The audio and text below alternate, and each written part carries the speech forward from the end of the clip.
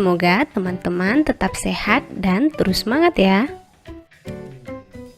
Saat ini, smartphone menjadi alat komunikasi yang biasa digunakan oleh semua kalangan. Jika kita menggunakan smartphone secara terus-menerus, maka lama-kelamaan energi listrik yang tersimpan pada baterai smartphone akan berkurang dan habis. Biasanya, pada kondisi ini kita akan mengisi ulang energi pada baterai tersebut. Dengan demikian, baterai smartphone yang kita gunakan merupakan contoh elemen sekunder. Artinya, kita bisa mengisi ulang energi pada baterai tersebut. Saat mengisi ulang baterai smartphone, terjadi perubahan energi listrik menjadi energi kimia, di mana arus listrik mengalir dari sumber energi menuju baterai sehingga terjadi aliran listrik searah. Nah, apakah teman-teman tahu apa yang dimaksud dengan arus listrik searah? Oke, biar lebih paham, yuk simak video ini sampai selesai. Jadi, di video kali ini kita akan belajar rangkaian arus searah. Pada rangkaian arus searah, kita mengenal besaran arus listrik. Arus listrik disebut juga arus konvensional, yaitu aliran muatan positif yang mengalir dari potensial tinggi ke potensial rendah. Arus listrik yang hanya mengalir ke satu arah disebut arus searah atau direct current, disingkat dengan DC. Jadi, rangkaian arus searah berhubungan dengan muatan listrik yang bergerak dalam penghantar yang disebabkan adanya beda potensial. Besarnya kuat arus bergantung pada jumlah muatan yang mengalir melalui suatu penghantar tiap satuan waktu. Dituliskan dalam persamaan I sama dengan Q per T. Q sama dengan N kali E, sehingga I juga sama dengan N kali E per T. Dengan I adalah kuat arus listrik satuannya ampere, Q muatan listrik dalam kolom, T waktu satuannya sekon, N merupakan jumlah elektron, dan E muatan elektron yaitu 1,6 kali 10 pangkat min 19 kolom. Dan berikut ini adalah catatan tentang arus listrik dan kuat arus listrik. Selain menggunakan rumus, kuat arus dan tegangan listrik juga dapat kita tentukan dengan alat ukur listrik. Ampermeter untuk mengukur kuat arus listrik, semua komponennya disusun secara seri. Sedangkan voltmeter mengukur tegangan listrik yang disusun secara paralel. Nah, teman-teman, pada kedua alat tersebut terdapat angka-angka yang menunjukkan skala maksimum, nilai skala yang ditunjuk, dan batas ukur. Untuk mengetahui hasil pengukurannya, kita bisa menghitungnya dengan membagi skala yang ditunjuk dengan skala maksimum, kemudian dikalikan dengan batas ukur. Bisa dipahami ya? Selanjutnya, kita akan membahas hukum Ohm. George Simon Ohm menyatakan bahwa kuat arus yang mengalir pada suatu penghantar sebanding dengan beda potensial pada ujung-ujung penghantar dan berbanding terbalik dengan hambatan penghantar. Pernyataan ini dikenal dengan hukum Ohm. Hukum Ohm dituliskan dalam persamaan I sama dengan V per R. Dengan I kuat arus listrik satuannya ampere, V beda potensial dalam satuan volt, dan R hambatan dalam ohm. Grafik hubungan antara kuat arus listrik dan beda potensial pada suatu penghantar ditunjukkan oleh gambar berikut ini. Berdasarkan grafik, dapat disimpulkan bahwa semakin besar beda potensial, maka kuat arus akan semakin besar. Berarti, semakin besar kuat arus, maka hambatan semakin kecil dan sebaliknya. Selanjutnya, hambatan pada kawat. Kawat penghantar yang digunakan pada rangkaian listrik pasti memiliki hambatan meskipun nilainya kecil. Hambatan suatu kawat penghantar dipengaruhi oleh panjang kawat, hambat jenis kawat, dan luas penampang.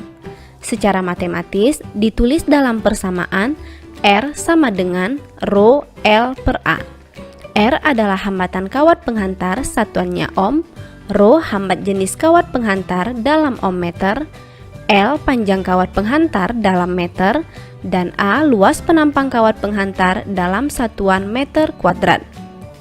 Jika permukaan kawat penghantar berbentuk lingkaran, maka luas permukaan kawat tersebut dihitung menggunakan luas lingkaran, yaitu 1/4 πd kuadrat sama dengan πr kuadrat.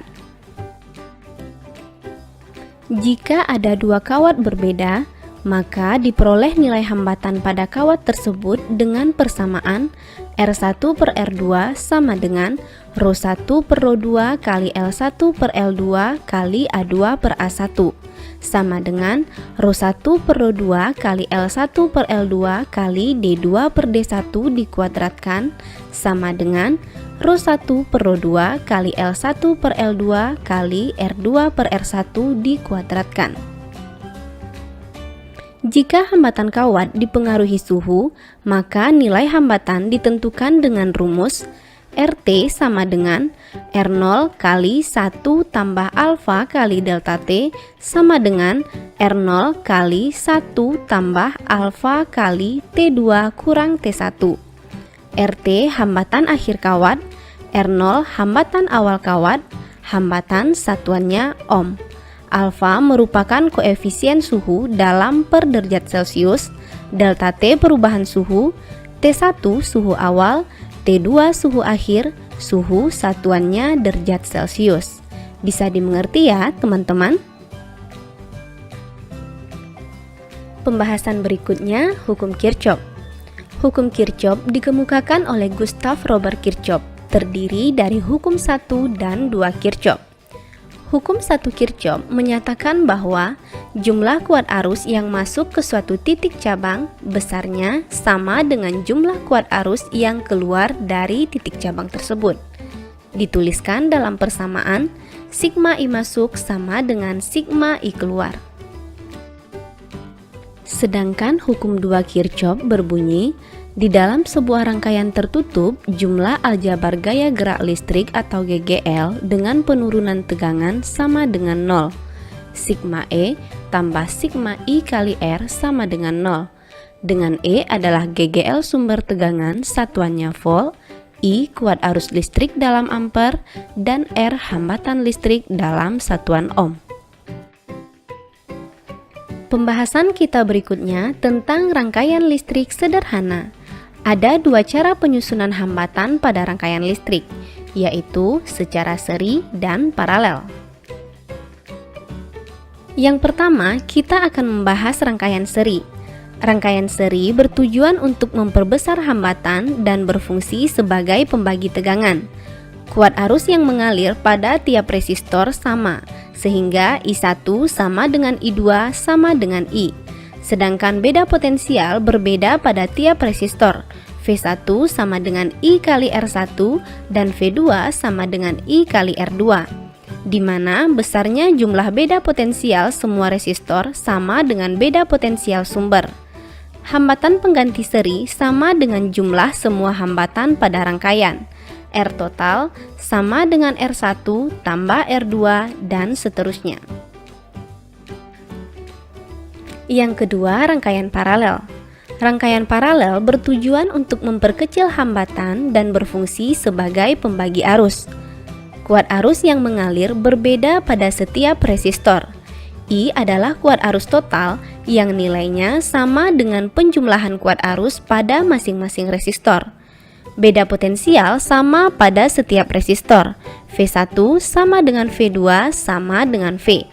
Hambatan pengganti pada rangkaian paralel dihitung dengan rumus 1 per R total sama dengan 1 per R1 tambah 1 per R2 dan seterusnya. Oke, paham ya teman-teman? Pembahasan selanjutnya, gaya gerak listrik dan tegangan jepit. Perbedaan mendasar pada GGL dan tegangan jepit terlihat dari rangkaian. Beda potensial pada rangkaian terbuka atau rangkaian yang tidak dialiri arus listrik disebut GGL, sedangkan untuk rangkaian tertutup disebut tegangan jepit. GGL dituliskan dalam persamaan E sama dengan V tambah I kali R sama dengan I kali R kapital tambah I kali R, atau E sama dengan I kali R kapital tambah R. E adalah GGL, satuannya volt, V tegangan jepit juga dalam volt, I kuat arus listrik dalam ampere, R hambatan dalam, dan R kapital hambatan resistor. Hambatan satuannya ohm. GGL dalam rangkaian listrik dapat disusun seri maupun paralel. Yuk kita bahas satu persatu. Yang pertama, susunan seri GGL. Jumlah GGL total sama dengan penjumlahan tiap-tiap GGL. Begitu juga hambatan dalam total dapat kita hitung dengan menjumlahkan hambatan dalam pada masing-masing GGL. Jika GGL dan hambatan dalam setiap GGL nilainya sama, maka ES sama dengan N kali E dan RS sama dengan N kali R. N jumlah GGL atau jumlah hambatan dalam yang identik. ES adalah GGL pengganti seri satuannya volt dan RS adalah hambatan dalam pengganti seri dalam ohm. Yang kedua, GGL susunan paralel. Besarnya GGL pada susunan paralel adalah sama.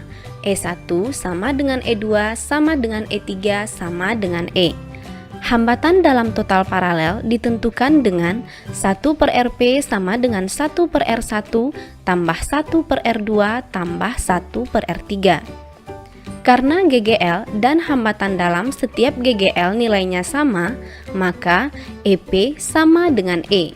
Dan hambatan dalam dihitung dengan rumus Rp sama dengan R per N. N jumlah GGL atau jumlah hambatan dalam yang identik, EP adalah GGL pengganti paralel satuannya volt, dan Rp adalah hambatan dalam pengganti paralel dalam ohm.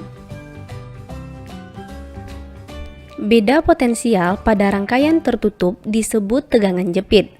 Besarnya arus pada rangkaian yang GGL-nya disusun seperti gambar dapat dihitung menggunakan rumus I sama dengan E per R total, sama dengan E per R kapital tambah R. Dengan I kuat arus listrik satuannya ampere, E adalah GGL dalam volt, N banyak GGL yang identik, R hambatan dalam, dan R kapital hambatan resistor. Hambatan satuannya ohm. Tegangan jepit antara ujung A dan B atau VAB pada gambar dirumuskan dengan VAB sama dengan I kali R kapital sama dengan E dikurang I kali R. Dan pembahasan terakhir pada video ini adalah rangkaian tertutup. Pada rangkaian tertutup, arah arus listrik di luar sumber tegangan mengalir dari kutub positif ke kutub negatif. Beberapa ketentuan pada rangkaian tertutup antara lain, penentuan arah loop bebas dengan ketentuan jika arah loop searah dengan arah arus listrik, penulisan arus bernilai positif.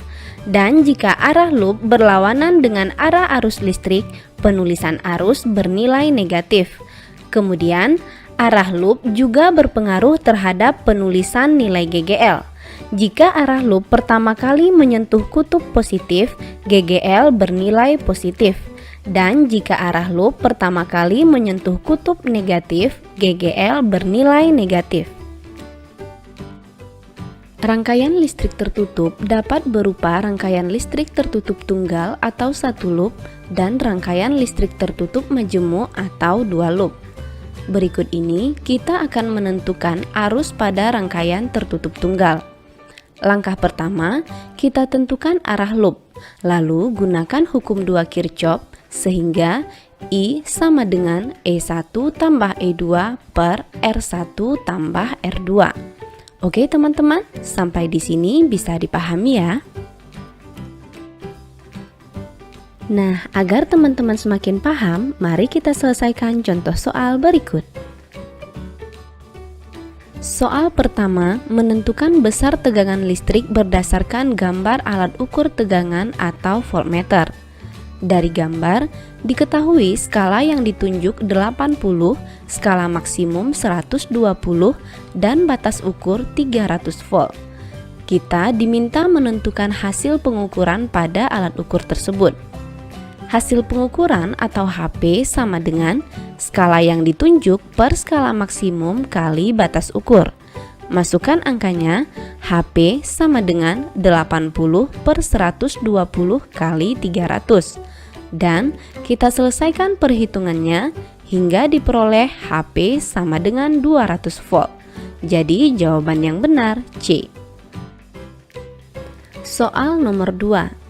Diberikan gambar rangkaian listrik dengan hambatan pada rangkaian masing-masing R1 4 ohm, R2 4 ohm, dan R3 8 ohm, serta V sama dengan 40 volt. Yang ditanya arus yang mengalir pada R1 atau I1. I1 sama dengan VAB per R1. VAB belum diketahui. Untuk menghitung VAB, kita tentukan hambatan total pada rangkaian terlebih dahulu.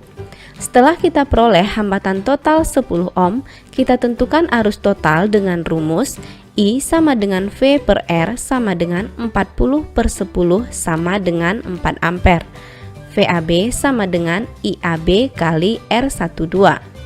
IAB sama dengan I sehingga VAB sama dengan 4 kali 2 hasilnya 8 volt. I1 sama dengan VAB per R1 sama dengan 8 per 4 sama dengan 2 ampere. Jawabannya A. Soal yang ketiga, hubungan tegangan dengan kuat arus pada resistor yang ditunjukkan oleh grafik V terhadap I.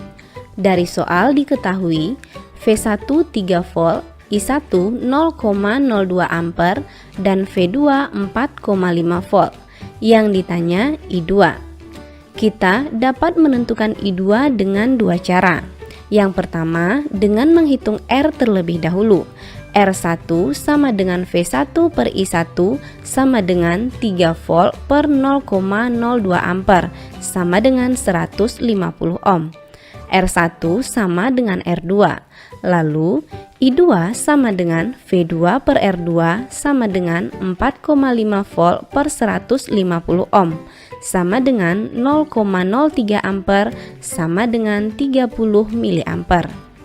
Atau langsung menggunakan persamaan V1 per I1 sama dengan V2 per I2 dengan syarat R1 sama dengan R2. Jawabannya D. Soal selanjutnya diberikan gambar 5 buah lampu pijar, yaitu lampu A, B, C, D, dan E yang disusun seperti pada rangkaian. Kita diminta menentukan lampu yang menyala lebih terang jika lampu B dilepas. Nah, teman-teman, untuk menyelesaikan soal ini kita gunakan konsep hukum Ohm pada rangkaian sederhana. Jika B dilepas, tegangan lampu yang diparalel menjadi lebih besar dari sebelumnya, sedangkan D dan E menjadi lebih kecil. Semakin besar tegangan pada lampu, semakin besar pula arus yang mengalir, sehingga lampu A dan C menyala lebih terang, sedangkan lampu D dan E menjadi lebih redup. Jadi jawabannya A. Soal berikutnya tentang hambatan kawat penghantar. Diketahui, hambatan awal atau R0 sama dengan 1,25 ohm. Suhu awal 0 derajat Celcius, koefisien suhu 0,00375 per derajat Celcius, dan hambatan akhir 2R0. Yang ditanya suhu akhir atau T2. Untuk menyelesaikan soal ini, kita gunakan rumus RT sama dengan R0 kali 1 tambah alfa kali delta T. RT per R0 sama dengan 1 tambah alfa kali T2 kurang T1. Masukkan angkanya dan kita peroleh T2 sama dengan 267 derajat Celcius. Jawabannya B. Soal terakhir menentukan kuat arus pada rangkaian tertutup tunggal. Pada soal diberikan gambar rangkaian dan diketahui R1 2 ohm, R2 4 ohm, R3 6 ohm, E1 9 volt, dan E2 3 volt. Yang ditanya arus yang mengalir pada rangkaian.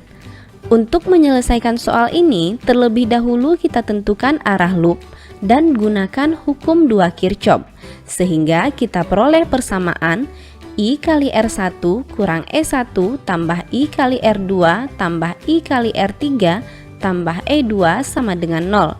I kali 2 kurang 9 tambah I kali 4 tambah I kali 6 tambah 3 sama dengan 0.